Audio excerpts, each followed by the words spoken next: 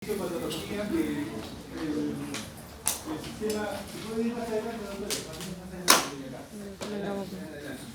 el sistema hematopoyético tiene tres líneas celulares, ¿no? Glóbulos blancos, glóbulos rojos y los megacardiocitos. La serie blanca polileucocitaria es la encargada de la defensa del organismo. Cuando un paciente tenga alguna alteración en la serie blanca, probablemente veamos semiológicamente pacientes sin fiebre, con infecciones recurrentes, ¿no? O infecciones en lugares infrecuentes. Los pacientes con alteraciones en los megacardiocitos van a tener probablemente, lo que vamos a hacer en la próxima clase el miércoles, alteraciones hemorragíparas, manifestaciones de sangrado por disminución de plaquetas o la cualidad de las plaquetas.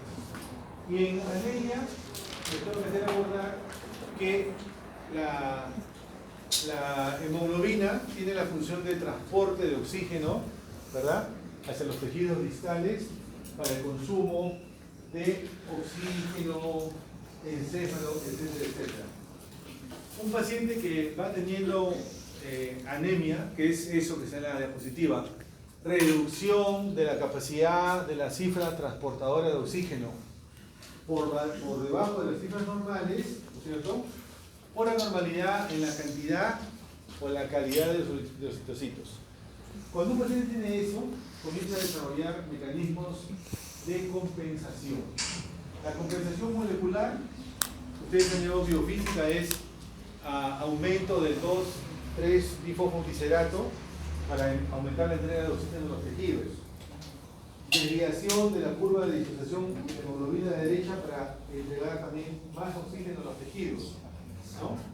Luego comienza a intervenir redistribución del flujo sanguíneo.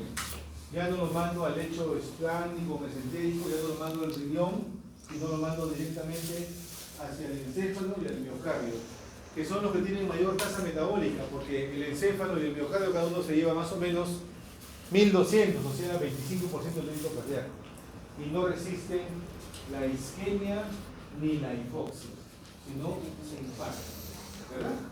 Entonces sigue el mecanismo compensador y de la redistribución paso a hacer que se active el aparato cardiovascular. El aparato cardiovascular hace, bueno, lo único que me queda es aumentar, ofrecerle más veces el mismo plato que está pobrecito con pocas lentejas, ¿no es cierto? Es lo único. Mi hemoglobina está un poco cargada. Lo voy a tratar de llevar más veces en unidad de tiempo. Entonces se altera el débito cardíaco, que es frecuencia cardíaca por volumen de eyección, ¿no? Y entonces estamos en un estado, pasa la siguiente, en un estado hiperdinámico, ¿no? Y la última compensación de una anemia sería que nosotros, óptimamente y en forma ideal, restituyéramos el débito cardíaco a sus valores normales, o sea, la masa eritrocitaria a sus valores normales. Pero, dependiendo de la enfermedad que cause la anemia, porque es multifactorial, a veces eso no va a ser posible. Como ven ustedes ahí, cuando ustedes interroguen síndrome anémico, el espectro es desde una anemia por avitaminosis, o una parasitosis, o una enfermedad que implica la sangre, ¿no? O puede ser una enfermedad renal. Entonces, el interrogatorio comienza con eso. Un paciente que tenga una condición médica que puede resultar en anemia, por ejemplo, tiene úlcera péptica, tiene antecedentes de úlcera gástrica o duodenal, o tiene enfermedad renal crónica, que tiene deficiencia de eritropoyetina, o tiene en los pacientes de raza negra, como se dice acá popularmente, los pacientes de raza negra a veces tienen dificultades para ir a la altura, no rinden en la altura y presentan una crisis de dolor abdominal por alteraciones en la forma del hematíe, drepanocitos, talasemia, sickle cell. Entonces, todo entra en el espectro, ¿ya? Uso de medicamentos, también descrito. A la cabeza, actualmente los antiinflamatorios no esteroideos, ¿no? Metildopa se sigue usando como antihipertensivo. Entonces, miren las diferentes causas, ¿no? Cuando tiene un paciente, por ejemplo, me dice, doctor, yo estoy en diálisis desde hace 3, 4 años, ya no produzco orina, me ponen eritropoyetina 2 veces por semana, me ponen fierro, tratamiento con transfusiones o derivados de fierro, hematímicos. Entonces, ahí es más o menos fácil, pues, ¿no? Porque dicen, ah, ya, entonces ese señor tiene anemia, seguramente porque ya no tiene eritropoyetina, porque la enfermedad de fondo que le da el riñón hace que ya no tenga pues nada de eritropoyetina, no hay parénquima renal. Pero yo tengo que interrogar todo lo que está allá. Todavía en nuestro medio, ¿no?, hay zonas con enfermedades parasitarias o infecciosas, paludismo, malaria, ¿no? Unas palabras respecto a lo que decíamos lo del hierro, ¿no? Ya ustedes saben que hay ahora programas escolares o preescolares en los colegios para tratar la anemia, ¿no?, que es generalmente por deficiencia de hierro y que es de tipo nutricional, porque no está bien nutrida la población escolar, ¿no? Y con un programa simple, ¿cómo se ha logrado reducir muy bien los índices de anemia y mejorar el rendimiento escolar? Aquella que tiene aplicación. En nuestro medio tampoco no puede descartar como causa de anemia, y vuelvo a repetir, es un vistazo, ¿eh?, porque múltiples enfermedades, yo quiero darles una idea. Exposición a tóxicos, gente que trabaja con baterías, plomo, esos soldadores, ¿no?, pintores, tiner, aguarrás, no sé, gasolina, querosene, lo que usen para trabajar, esa exposición crónica a esos olores o vapores resulta en depresión o daño permanente de la médula ósea, ¿no?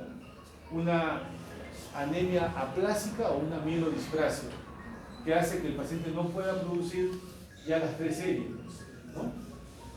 Estado nutricional, ancianos, alcohólicos, y ahorita hablamos, por ejemplo, de los jóvenes, de los niños que dan en edad preescolar, que ya el gobierno, los últimos gobiernos han hecho programas para ayudar, por ejemplo, a estas anemias por deficiencia de hierro, ¿no? Entonces, mira, el síndrome anémico es una constelación de datos de enfermedades posibles que causan anemia. No nos podemos limitar solamente a preguntar si es que hay palidez, ¿no? Es multifactorial. Volvíamos a la primera parte. Déjense la anterior, la siguiente, ahí está. Volvíamos a la primera parte. En cierto momento de la compensación, cuando el paciente está instalando una anemia, mientras más crónica, puede dar a que cada mecanismo compensador actúe y atenúe los síntomas. A mayor cronicidad puede haber menos síntomas. Pero en cierto momento, cuando la hemoglobina cae a un nivel crítico y ya actuó el aparato cardiovascular va a hacer manifestaciones prominentes. Porque dijimos que el aparato cardiovascular aumenta la frecuencia cardíaca y aumenta la presión de eyección. Entonces, en vez de tener 5.000 mililitros o 5 litros, ya tenemos de repente 6.500, 7.000 de débitos cardíacos. Entonces, hay manifestaciones cardiovasculares fundamentalmente conocidas como el paciente comienza a expresar disnea que progresa de grandes esfuerzos a medianos, pequeños y finalmente disnea en reposo, ¿no? Pulsos amplios, porque decíamos que hay un estado hiperdinámico del corazón, taquicardia, edema. Y ya, si la anemia no se corrige, que también hay que hablar siempre qué se hace cuando tiene anemia, si el paciente tiene hemoglobina, vamos a poner de 4 o 5 gramos, y no corrijo nada, voy a precipitar pues una insuficiencia cardíaca conflictiva, porque el corazón tampoco no puede resistir trabajar no a 70, sino a 95 o 5 minutos todo el tiempo, se descompensa, ¿no? Entonces tú tienes que corregir la anemia como sea, así sea testigo de Jehová, que no aceptan transfusiones. ¿Qué dice la ley? Señor, yo tengo que tratarle a usted de acuerdo a mi conocimiento sin discriminarlo. Y no puedo orientar mi conducta porque tiene usted una religión determinada. Fuiste, con todo respeto, porque yo tengo que salvar la vida. Porque si se pierde la vida, entonces usted está obligado por el Código Civil a salvar una vida, no a ver la creencia de una persona. Mira, para que vean. Ellos, para que ustedes un testigo, con todo derecho, también como grupo político, social, quieren que no se les aplique, pero la ley es bien clara. Si la persona tiene anemia, viendo después el ejemplo, tienes que corregir, porque si no termino precipitando una crisis anginosa que termina en infarto del miocardio o el corazón ya no da más y entras en una insuficiencia cardíaca pero de débito alto. Y eso por eso lo ponía primero, porque por eso es importante diagnosticar, por eso hay que compensarlo y después uno hace los estudios. Bueno, hagamos endoscopía, vamos a ver si tiene la médula, pide sangre, etcétera, etcétera. Pero no puedes dejar un paciente con una anemia. Las anemias agudas, también como les decía, sangrado, dan manifestaciones de hipovolemia y shock. Le van a hacer ustedes una clase de shock. Una anemia aguda, me disparan, proyectil de arma de fuego, un cuchillazo. A la anemia le sumo la pérdida de volumen. ¿No? Pero una anemia de estas enfermedades que estamos hablando es insidiosa. Y mientras más lenta sea, podría atacar los síntomas. Por eso nunca es aburrido, porque dices, no, yo no tengo eso. Qué raro, entonces, ya sabes, ha habido compensación. La siguiente. Entonces, en casos como el síndrome general, ya ustedes también les habrán desarrollado eso, ¿no? El paciente puede tener pues lo que llama como equivalente gran debilidad. Solamente quiero dormir, doctor, no quiero mover, no quiero estar en mi cama, gran astenia, no tiene energía. Diferente a disnea, ¿no? Es, ¿no? Debilidad, astenia, sensación de falta de energía, apatía, palidez, úlceras crónicas en tobillo, unas palabras, y la pica. Úlceras crónicas en tobillos y la famosa pica o geofagia, que consiste en tomar equivalentes de pedacitos de tierra, porque el término estricto es pica o geofagia, pedacitos de tierra, porque están tratando de buscar el mineral que le falta. ¿Cuál es el mineral? Hierro. Entonces hemos visto como hielo, como corcho, como borrador, pedacitos de madera. Lo tomamos como equivalente a esa pica. Úlceras crónicas en tobillo, también deficiencia de fierro. Pero como le digo, nosotros en el Hospital Rebagliati, por lo que es un hospital de referencia de población mayor, bastante tiempo que ya no vemos tantas pacientes, digamos, con deficiencias de hierro por esta forma, ¿no? Sino más bien son pérdidas, digamos, relativas. Pero hay que tenerlo en cuenta. Y es lo que le decía, estas anemias son de un grupo poblacional de riesgo y el gobierno, por fin los gobiernos peruanos se decidieron desde hace ya 2 gobiernos hacer algo por la juventud, por la niñez y se ha corregido, ¿no? Ya mejoró el rendimiento escolar. ¿Ya? Siguiente. Ahora, bueno, a nivel de síntomas generales del urinario tenemos amenorrea, disminución de la libido, un paciente con anemia cuando cae todo el metabolismo, no quiere mover nada, está castrado prácticamente. La redistribución del flujo sanguíneo renal, que resulta en una disminución de la tasa de filtración glomerular, que resulta de repente en oliguria, hace que el paciente tenga proteinuria y edema, que se ven en las grandes anemias. La zoemia es el aumento de urea creatinina en sangre, pero puede tener proteinuria, pero lo que no se y puede tener también edema en las grandes anemias, ¿no? La siguiente. En el sistema nervioso central, básicamente el paciente con anemia se queja de bajo rendimiento escolar, universitario, cefalea, mareos, mucho sueño. Entonces, cuando tengamos alguna vértigo, ¿no? Acuérdense, ustedes como estudiantes de medicina necesitan tener adecuada cantidad de glucosa para el rendimiento universitario, bastante azúcar, también que están bien alimentados en la mañana, no se duermen, como ahorita hablamos, bueno, se duermen, si también falta azúcar, no falta sueño. 2, tienen que tener un buen nivel de hormona tiroidea. La hormona tiroidea es la que acelera los procesos mentales. Si estoy muy lento, tengo que hacer tiroxina. Si me cuesta, mi amigo, aprende la clase en 2 leídas, y yo tengo que dar 5. No es que sea malo, de repente mi tiroides está mal. Así es, exactamente. Y la otra es tener un buen medio que tenga azúcar, ¿no? Porque si no estás con vértigo, mareos, no te entra en la clase, te mareas, no quieres estudiar, te cansa esa clase, qué difícil es hacer. Fácil.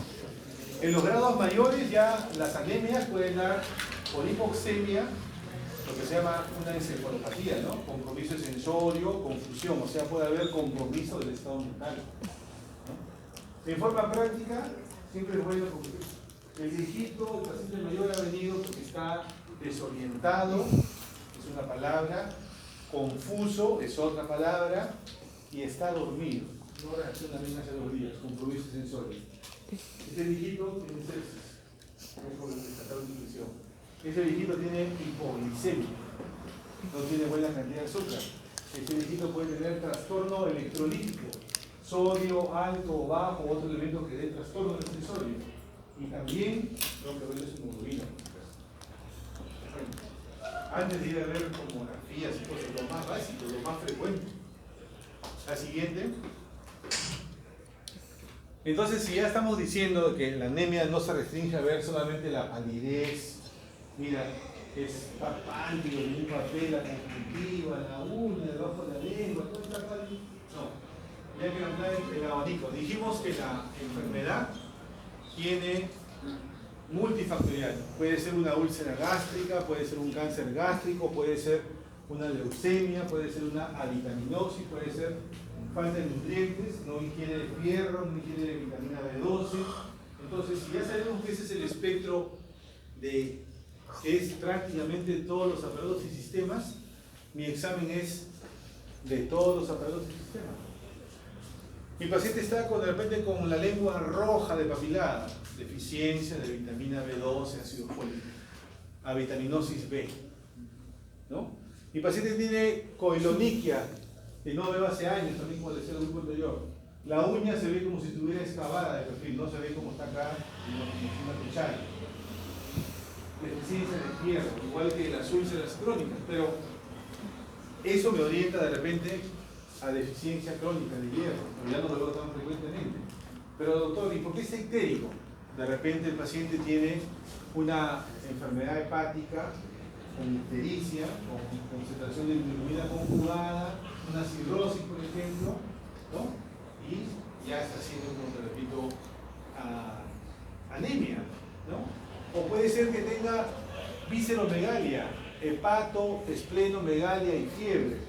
¿Sabes qué? Este paciente de repente está haciendo una hemólisis lenta, pero sostenida en el vaso. Por eso está grande el vaso, por eso hay esplenomegalia, por ahí hay visceromegalia. Puede ser una hemólisis crónica, o también puede ser un cirrótico que tiene ictericia, ¿no? El paciente que tenga, por ejemplo, dolor óseo, petequias y equimosis. Me dicen, mi papá más o menos estaba bien, tiene 80 y tantos años, lo hemos operado de próstata hace 3, 4 años, estaba tranquilo, pero ahora último está medio doctor pálido, ha bajado de peso, ¿no? Se cansa, se fatiga, tiene palpitaciones, ya no quiere comer, se duerme. Lo examinas y encuentras dolor óseo en los arcos costales, en las vértebras, encuentras petequias, punteado violáceo, que significa disminución de las plaquetas. Tengo derecho a pensar que este paciente podría tener compromiso metastásico del cáncer de próstata a el hueso. Por eso me duele el hueso, por eso se infiltró el hueso y hay anemia y encima todavía ya hay deficiencia de plaquetas y hace moretones, equimosis. Entonces, vean que el trabajo pues es como se dice, ¿no? Exhaustivo, laborioso, pero con un cierto método, hay que tener cierta organicidad, no podemos preguntar por preguntar. El paciente tiene, de repente, es más joven, tiene baja de peso, tiene fiebre continua, ¿no? Y le encuentro que tiene linfoadenopatía, en la cadena cervical, en la axila, en la ingle. Ya tengo derecho a pensar que esa anemia debe ser de repente por una leucemia, un linfoma, o de repente tiene para mala suerte también un cáncer metastásico interno hacia los ganglios. Entonces, este es el contexto por el cual examinamos todo. No nos limitamos a simplemente buscar palidez, ¿no? Bueno, un paciente con insuficiencia renal, de repente le encuentro que tiene aliento urémico, huele a orina su aliento, porque ya no tiene buena función renal, tiene un edema que me dice el edema es fijo, duro, no baja, etcétera, etcétera. Y la gran palidez, ¿no? No orina, oliguria, refiere. Debe ser de repente un edema, una anemia con componente renal. La siguiente. Entonces, cuando seguimos evaluando, interrogando por semiología, porque acá no hemos hecho nada de laboratorio, no interrogado a nuestro paciente, examinado a nuestro paciente, preguntado y repreguntado, yo puedo preguntarle justamente eso, ¿no? ¿El paciente ha sangrado antes o ahora? Y eso significa que le digo, señor, usted nunca ha tenido una pérdida sanguínea, ha tenido heces negras como melena, ha tenido rectorragia, ha tenido vómito borráceo, ¿no? Hay evidencia de destrucción incrementada de glóbulos rojos. Si se destruyen los glóbulos rojos significa que estamos teniendo probablemente hemólisis. Volvemos a repetir, si tiene hemólisis podría tener de repente una visceromegalia. Si es una hemólisis que en el vaso se destruya mayor cantidad de glóbulos rojos, entonces, como dice, la función hace el órgano. Pero también podría ser que tenga una hemólisis por un anticuerpo, por un mecanismo autoinmune. Y si es autoinmune se va a destruir dentro de la circulación. En el momento que se destruye, o sea, en la crisis hemolítica, de repente tiene fiebre, tiene dolor articular, tiene rash, porque el mecanismo es autoinmune. Rash entendido como un eritema, máculo, papular, ¿no? En piel, artrática. Entonces, todo me sirve a mí para cuando yo estoy hablando de anemia, ¿no? Para agarrarme qué puede ser. Médula ósea deprimida, alguna enfermedad de fondo que afecte la eritropoiesis. Y hablamos al comienzo, bencenos, alcohol, asociación con mielodisplasias.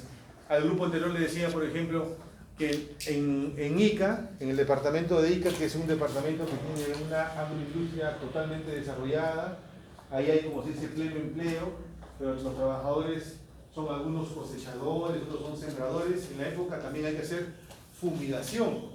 Asumimos, porque cada cierto tiempo de Ica van llegando pacientes con leucemia, ¿no? Así, ¿de dónde es usted? De Ica. Sí, de Ica. Ya, pues, está la asociación. ¿Cuántos años trabajará fumigando, esos insecticidas, etcétera, etcétera? Terminan con esas enfermedades. Entonces sí hay asociación. ¿Está el paciente con deficiencia de hierro? Esa es una pregunta totalmente válida, porque la deficiencia de hierro, si ya se acuerdan un poco de fisiología, podría ser no ingiere lo suficiente nutricional, vegetariano, ¿no? Excesivo, no come, grupo económico desfavorecido, no hay sustrato para comer carne, leche, huevos. Pierde hierro, otro mecanismo, ¿no? Y otro es que tenga el hierro, pero hay una mala utilización metabólica del hierro, ¿no? Entonces, pero la pregunta es válida, porque también yo cuando quiero descartar deficiencias pregunto si no hay sangrado crónico, continuo. Ahora vamos a ver. La siguiente, por favor. Ya. Entonces, lo que yo quería llegar era, digamos, a los tres mecanismos principales. Podemos producir anemia o clasificarla por estos tres mecanismos. Producción disminuida, ¿no? Pérdidas de glóbulos rojos o eritrocitos y destrucción incrementada. La siguiente, por favor. Entonces, producción disminuida. Ya hablábamos con el grupo anterior lo mismo. Más o menos la masa eritrocitaria en términos fisiológicos cada día se cambia el 1%. Por lo que es lo mismo, en 100 a 120 días ya tenemos una médula ósea totalmente reemplazada, o sea, una masa eritrocitaria reemplazada. Ya hay glóbulos rojos y comienza el nuevo ciclo. Sí, hay enfermedades que impidan llegar a hacer esa tasa de recambio que es del 1%. Hablaremos que hay eritropoiesis, sí, pues doctor. Efectiva también, pero está reducido. A la larga va a conducir a la anemia, ¿no? Porque no logra cambiar el reemplazo. Entonces ahí están los ejemplos sencillos. Falta de nutrientes. No ingiere la suficiente cantidad de folato, fierro y vitamina B12. O sea, la fábrica está intacta, pero no le entregas el material para que fabrique, ¿no? En el otro caso, la fábrica ya está dañada. De repente sí tiene el sustrato, pero la fábrica ya tiene trabas, aceite, grasa, desperfectos. Anemia plástica, mielodisplasia, infiltración tumoral de la médula ósea. Este paciente probablemente tenga baja de peso, dolor óseo, fiebre, ¿no? Si ya se infiltra la médula, están comprometidas las otras series. De repente tiene tendencia hemorrágica, equimosis, ¿no? Moretones, hematomas, porque ya están las tres células comprimidas, no solamente la anemia. ¿Ve? Bajo nivel de eritropoyetina. Ejemplos típicos: insuficiencia renal crónica y el hipotiroidismo, que a ustedes también como alumnos les conviene saber, ¿no? Porque tengo, repito, muchos sueños, mucho de peso, no puedo trabajar bien, no me concentro, hay que descartar hipotiroidismo. ¿Ya? La siguiente, por favor. Con el grupo anterior hablábamos de las hemólisis, ¿no? Hemólisis es la destrucción acelerada del glóbulo rojo antes de los 100 o 120 días de vida media. Hemólisis que puede ser aguda, si se vale el término, hiperaguda o crónica, ¿no es cierto? Finalmente, hablamos de que más o menos un 5% de la masa del glóbulo rojo está sufriendo una destrucción acelerada, ¿no? Esas hemólisis que tienen una destrucción acelerada, cuando se descompone la hemoglobina se forma una bilirrubina no conjugada, que no sale por la orina, por lo tanto no hay coluria. Esa bilirrubina no conjugada tiene más afinidad por el sistema nervioso central. Por eso se ven los casos de ictericia fisiológica de recién nacido, cuando baja de 16 a 11, 12 gramos, ¿no? O kernícteros. En el caso del adulto, cuando hay hemólisis, son los pacientes que tenemos que tienen, dice, es como una palidez amarillenta. Está pálido porque está hemolizando, no tiene la hemoglobina normal, pero a su vez esa bilirrubina no conjugada da una tinción ligeramente amarillenta a las mucosas, a la piel. No llega a ser una ictericia franca, sería, como preguntó el grupo anterior, una subictericia, ¿no? Una ictericia subclínica, es como si estuviera amarillo pálido. Tiene coluria, no, pues porque la bilirrubina no conjugada no va a la orina. Pero si tienes muchas más moléculas de bilirrubina no conjugada, algo pasa en la orina, entonces se pone un amarillo intenso. Como decir, vamos a decir así forzando, un Inca-Cola, ¿no? Pero no es coluria. Cuando hemolizas, por ejemplo, por mecanismo autoinmune, hay un anticuerpo que está destruyendo bruscamente glóbulos rojos. Típicamente los anticuerpos atacan más a las articulaciones, artralgia y mialgia. Cuando hemolizas, haces fiebre. ¿Te das cuenta? Y el anticuerpo también puede atacar la piel, rash, o sea, eritema maculopapular. En cambio, cuando tu destrucción es, cuando tu destrucción es más lenta porque tiene glóbulos rojos redonditos como esferas, no tiene bicóncavos, esa hemólisis crónica dará una esplenomegalia, porque el vaso es el encargado de retirar los glóbulos rojos viejos, ¿no? Entonces el vaso crece, porque está dando más sustrato. ¿Ya? En un paciente, por ejemplo, con malaria, más fácil todavía, entre comillas, digamos, no más fácil, ¿por qué? Porque el paciente, dependiendo del plasmodium, tiene fiebre terciana o cuartana, ¿no? Entonces, con su destrucción y su anemia y su artralgia y su malestar, porque se le duelen los huesos, le duelen los músculos porque está hemolizando, tiene fiebre al tercero o cuarto día, ¿no? Sirve todo. Siguiente, por favor. Y las pérdidas de glóbulos rojos, les decíamos a ustedes, era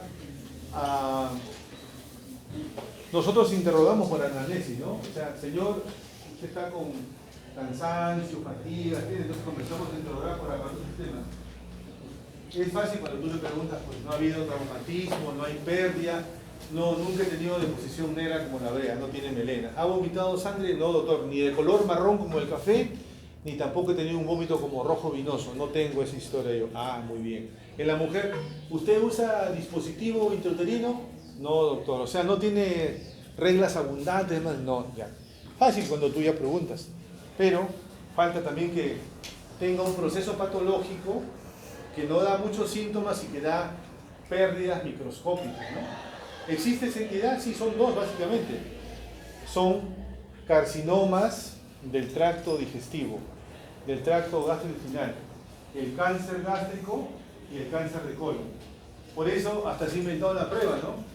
Vamos a buscar por si acaso pérdida microscópica de hematíes, la prueba del Tevenon, ¿no? O sea, tú buscas a ver si encuentras microscópicamente hematíes que han venido del colon, ¿no? O del estómago, puede ser, ¿te das cuenta? Para hacer después, de repente, una endoscopía digestiva o una colonoscopía. Porque estás investigando y tienes que descartar cáncer del tracto intestinal. Ya más raro pues es que un paciente, digamos, sangre, porque le toma 100 frasquitos pues, de muestras, a veces hay estudios, ¿no? Porque está en diálisis o porque le hacen funciones seguidas, ¿no?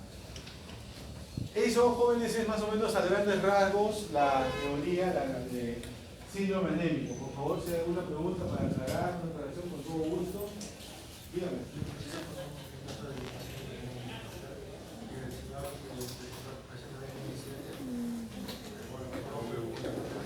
Escuchen, por favor, tenía 7 de anemia y preparó con transfusión. ¿Transfusión no sé por qué?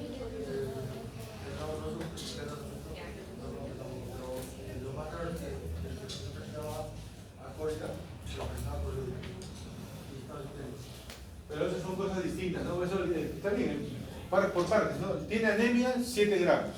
Debe tener, se supone, sus síntomas de anemia, ¿no? Fatiga, cansancio, sueño. Tiene coluria. El pigmento biliar se filtra por la orina y da la tinción de coluria. Como té cargado, amarillo intenso, más que nada amarillo oscuro, como un té cargado de la coluria. Ahora, tiene acolia, ¿no? O hipocolia. Bueno, cuando ya tienes tú una parte se filtra y va a orina, y la otra parte va al intestino, porque eso ha salido por el duodeno, a nivel de la papila de Baker. Entonces, eso que va por el intestino sufre su metabolismo y oxida y da la biliverrina, que da la tinción de las heces. Entonces ya tú estás hablando de otro lugar. Si no se pinta y tiene acolia como color de yeso, plomizo, es porque esa bilis que debió bajar al duodeno tiene algún obstáculo para desembocar y ya no llega y no pinta. Entonces ahí probablemente el mecanismo es cálculo del colédoco, cáncer del conducto hepático común o en la desembocadura, cáncer de la bola de Baker, ampuloma. Es otra causa. Y eso le da anemia probablemente. Es una enfermedad neoclásica con anemia.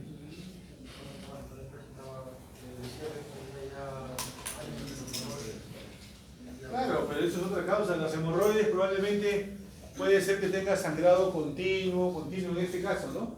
Cuando hace las deposiciones sale color rojito con heces normales, porque el hemorroide, como dice, pinta las heces. Pero cuando tú mencionas acolia, no hay forma de que sea, digamos, tanto por las hemorroides. Te repito, la anemia debe tener relación con un posible cáncer de cabeza de páncreas, o un posible ampuloma, o un tumor directamente de la vía biliar, ¿no? En el caso tuyo de ejemplo, ¿no? Bueno, no hay mucho que decir, porque tiene el dato que es acolia, dice bien claro, no pinta las heces normales.